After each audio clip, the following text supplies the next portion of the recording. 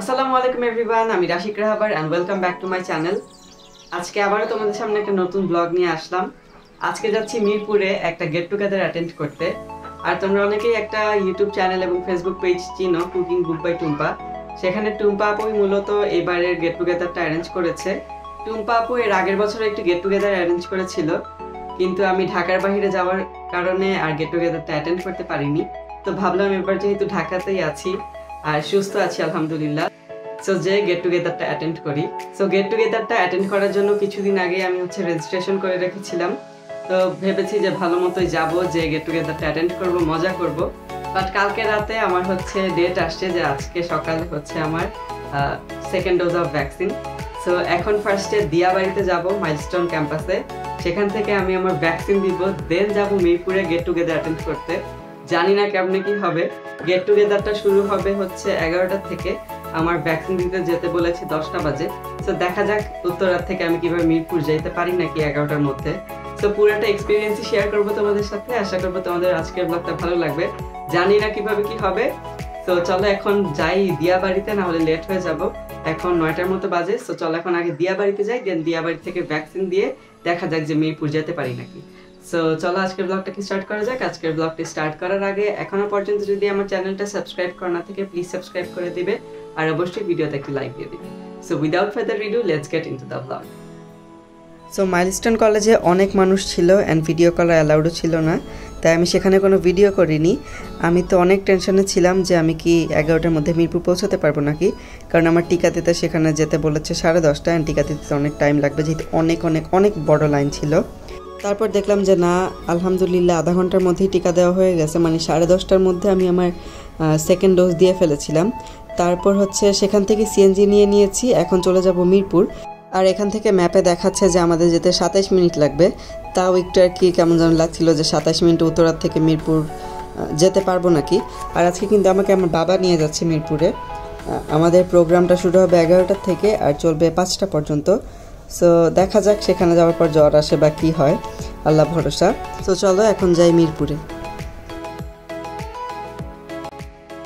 So আমি চলে এসেছি ভেনিউতে, যেখানে টুম্পা আপু মূলত এবারকার get together and baking workshop arrange করেছে।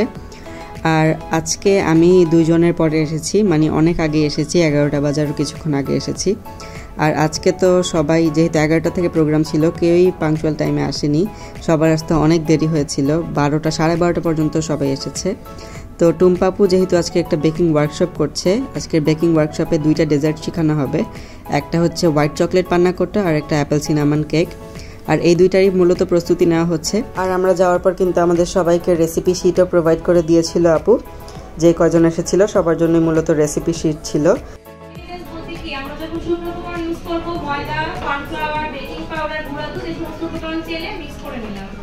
সেকেন্ড স্টেপে একটা মিক্সিং বোল পরিষ্কার হতে হবে। মিক্সিং বোলের মধ্যে আমরা রুম টেম্পারেচারে থাকা বাটার ইউজ করব, কিন্তু এমন রুম টেম্পারেচার করব না যে বাটার দিয়ে তেল ছেড়ে দিবে। আবার এমনও ঠান্ডা ইউজ করব না যে ঠান্ডাতে বিট করলে আমাদের বাটারটা কার্ডিং হয়ে যাবে, অর্থাৎ ছানা কেটে যাবে। আমরা কি করব, মিডিয়াম লেভেলে বাটারটাকে। আর টুম্পা আপুকে নিয়ে তো তেমন কিছু বলার নেই, তার সাথে তো পরিচয় আমার বেশ অনেক আগের থেকেই। আপু সবসময় তার বাসায় যেতে বলে, বাট যেহেতু উত্তরা থেকে মিরপুর বেশ দূরে, তাই আসলে যাওয়া হয় না। আর এবার যেহেতু একটা চান্স পেয়েছি get together and baking workshop, ভাবলাম এটাতে অ্যাটেন্ড করে ফেলি, আপুর সাথে দেখা হয়ে যাবে। অ্যান্ড আজকে কিন্তু 2 জন শেফও আসবে, তাদের সাথেও দেখা হবে।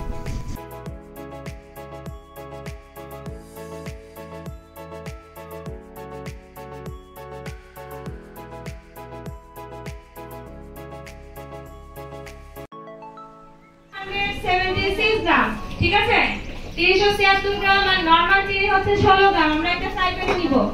কুকিং ক্রিমটা আপনি চুলায় বয়েল করতে পারবেন, কিন্তু হুইপ ক্রিম চুলায় বয়েল করার কোনো নিয়ম নেই।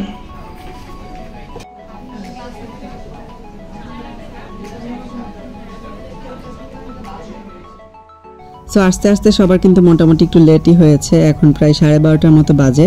অ্যান্ড এখন কিন্তু মোটামুটি সব আপু ভাইয়ারা চলে আসছে। আর আপু যে অ্যাপেল সিনামন কেকটা আছে সেটা বেক হতে দিয়ে দিয়েছে।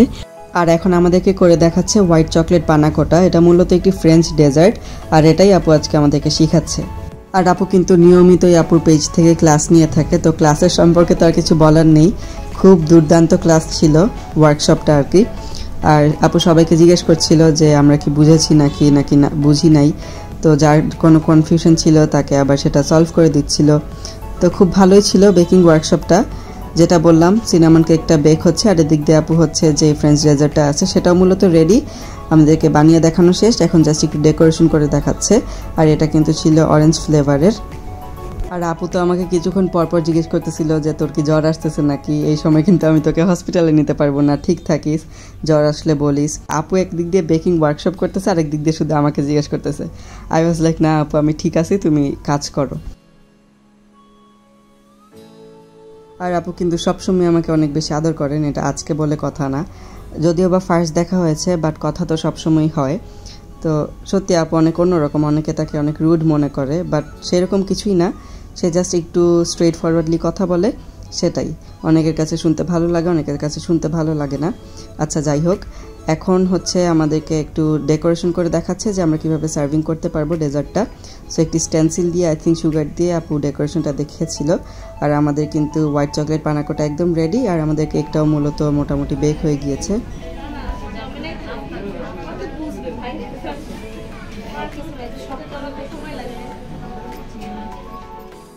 আর এখানে তো আমাদের হোয়াইট চকলেট পানাকোটা একদম রেডি। ডেজার্টটা খুবই ইউনিক ছিল আর খুবই সহজও ছিল, ইনশাল্লাহ একদিন ট্রাই করব।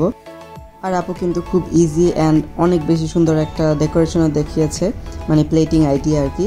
আর এখন আমাদের অ্যাপেল সিনামন কেকটাও দেখার পালা হয়েছে নাকি। সো আপু দেখলো যে বেক হয়ে গিয়েছে অ্যান্ড এটাও নামিয়ে ফেললো।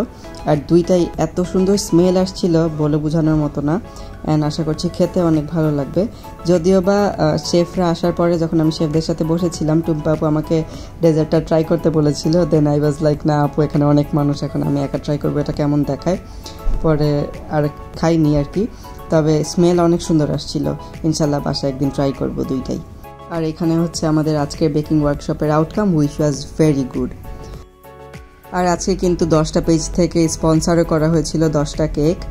আর যেই 3তলা কেকটা আছে সেটা মূলত টুম্পাপুর তৈরি করা, আর বাকি 10টা কেক হচ্ছে যে 10টা পেজ স্পন্সর করেছিল কেকগুলো তাদের তৈরি করা। অ্যান্ড সবগুলা কেকই এত এত এত বেশি সুন্দর ছিল, অ্যান্ড টুম্পাপুর কেকটা সবচেয়ে বেশি সুন্দর ছিল। এখানে অনেক সুন্দর করে ডেকোরেশন করা হয়েছে সবগুলা কেকই, আর দেখতে অনেক বেশি সুন্দর লাগছিল।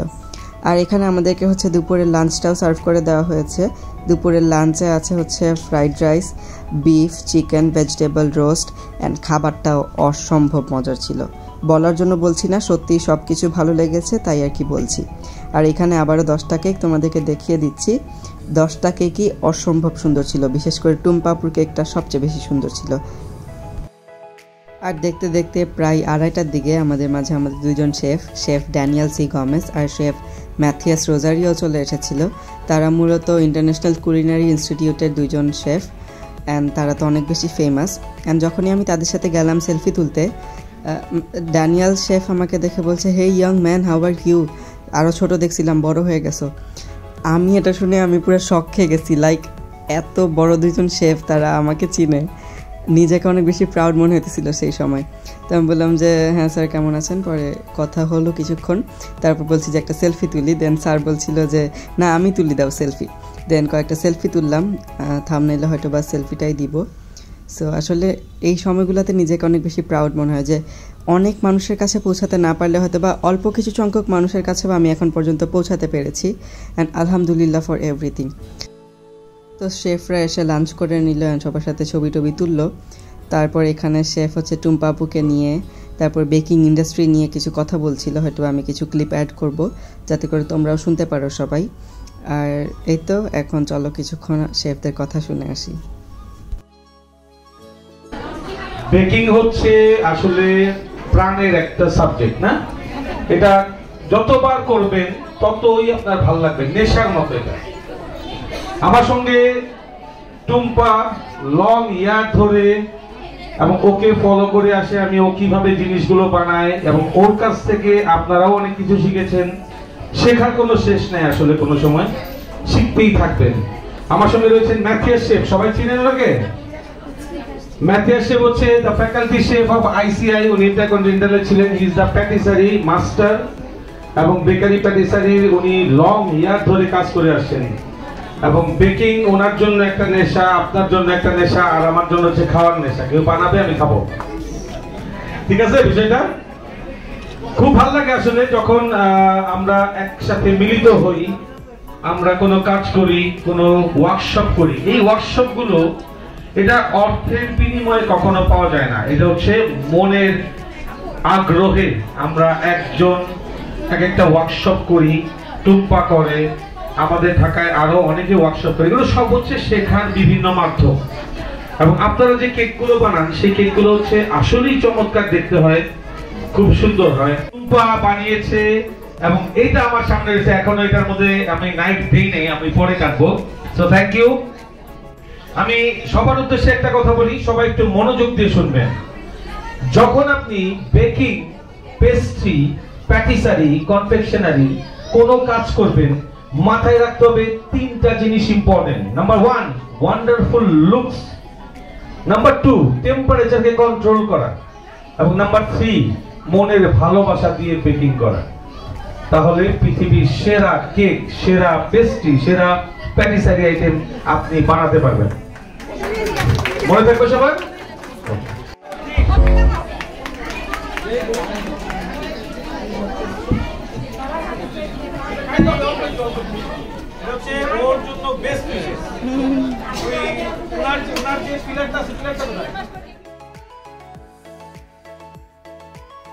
শেফদের কথা শেষ হওয়ার পর যেই টুম্পা আপু কেকটা বানিয়ে নিয়ে এসেছিল সবার জন্য, সেটা সবাই মিলে কাটলাম। অ্যান্ড শেফ হচ্ছে সবাইকে খাইয়ে দিচ্ছিল, অ্যান্ড আমি হচ্ছে একটু দূরে দাঁড়িয়েছিলাম কারণ সামনে অনেক মানুষ ছিল।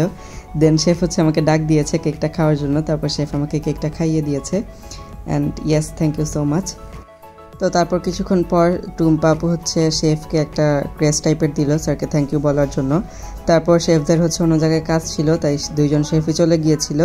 তারপর আমরা আমাদের যে র্যাফেল ড্রয়ের প্রোগ্রামটা ছিল সেটা শুরু করে দিয়েছিলাম।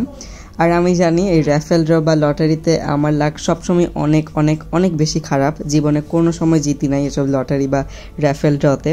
জানতাম এবারও কিছু হব না। তো টুম্পা আপু মূলত ফার্স্ট, সেকেন্ড, থার্ডদেরকে অ্যাওয়ার্ডটি দিয়েছিল। তো চলো এখন দেখি কে পায়, আমি কি পাই নাকি এবার। Last digit 7, last digit 7, third prize, first digit 1, last digit 7, first digit 1, মাঝখানে একটা 0 আছে, 107, মিস গোপালগঞ্জ।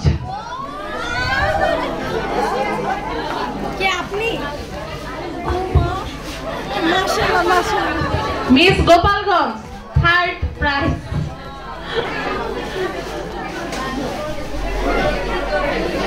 হাততালি দিবেন সবাই জোরে।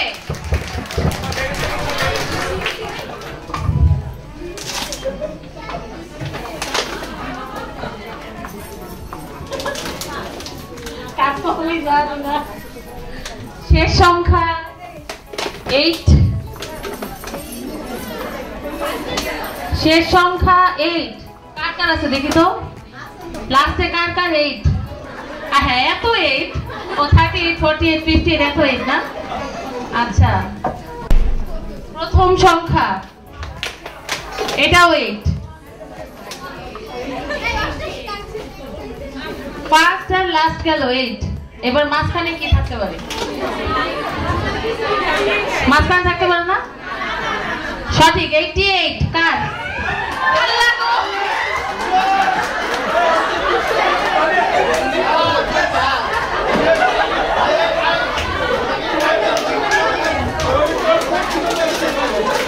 আপনার অনুভূতি কি বলেন?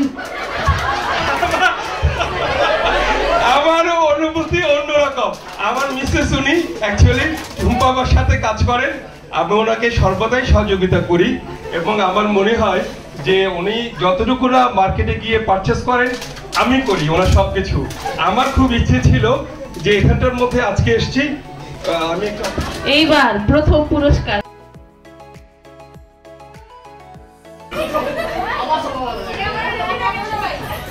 আবারও জোড়া নাম্বার, প্রথম পুরস্কার আমার নাম্বার এটা, আমার টোকেন আমি পাইছি। আমার তো টোকেন নাই, আমার তো টোকেন নাই ভাই। শেষ নাম্বার 7, প্রথম সংখ্যা বলবো কি হইতে পারে? 1 2 3 4 5 6 7 8 9 0। প্রথম সংখ্যা বললাম, কিন্তু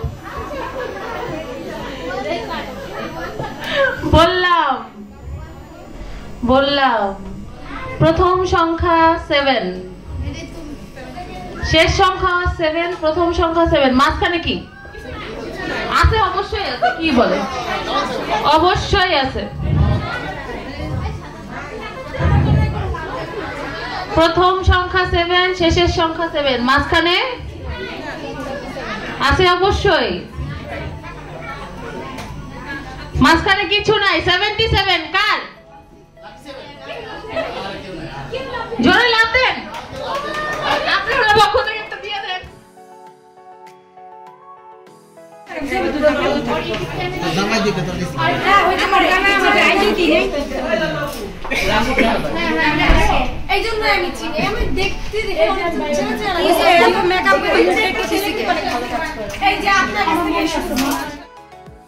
দেখতে দেখতেই 5টা বেজে গিয়েছে, এখন সবার বাসা যাওয়ার পালা। লাস্টের পার্টে তেমন কোনো ভিডিও করা হয়নি, তাই আগের পার্টগুলো দিয়ে ভয়েস ওভার দিয়ে চালিয়ে দিচ্ছি। আজকের প্রোগ্রামে যেহেতু অনেক মানুষ ছিল, অনেক নয়েজ ছিল, তাই কোনো ভিডিওতেই কথা বলতে পারিনি, তাই লাস্টের দিকে জাস্ট এডিট করার সময় ভয়েস ওভার দিয়ে দিচ্ছি। আর আজকের প্রোগ্রাম নিয়ে তো তেমন কিছু বলার নেই, এক কথায় সব মিলিয়ে ছিল একদম পারফেক্ট। টুম্পা আপুর ব্যবহার, প্রেজেন্টেশন প্লাস সব মিলিয়েই ছিল একদম অসাধারণ। তো আজকের ব্লগটি এখানেই শেষ করছি। আশা করব তোমাদের সবার কাছে আমার আজকের ব্লগটি ভালো লেগেছে। ব্লগটি ভালো লেগে থাকলে প্লিজ লাইক দিবে ভিডিওতে, শেয়ার করবে ভিডিওটি, আর কমেন্ট করে জানাতে ভুলবে না কেমন হলো। আর ইনশাল্লাহ আবারও দেখা হবে শেফদের সাথে, টুম্পা আপুর সাথে এবং বাকি সবার সাথে। আর হ্যাঁ, আমার চ্যানেলটি যদি এখনো পর্যন্ত সাবস্ক্রাইব করা না থাকে প্লিজ সবাই সাবস্ক্রাইব করে দিবে এবং সাথে থাকা বেল আইকনটিতে ক্লিক করে দিবে, যাতে করে আমি ভিডিও ছাড়ার সাথে সাথে তোমরা নোটিফাইড হয়ে যাও। দেখা হবে অন্য আরেকটি ব্লগে। Till then stay with me, stay with my channel. আল্লাহ হাফেজ।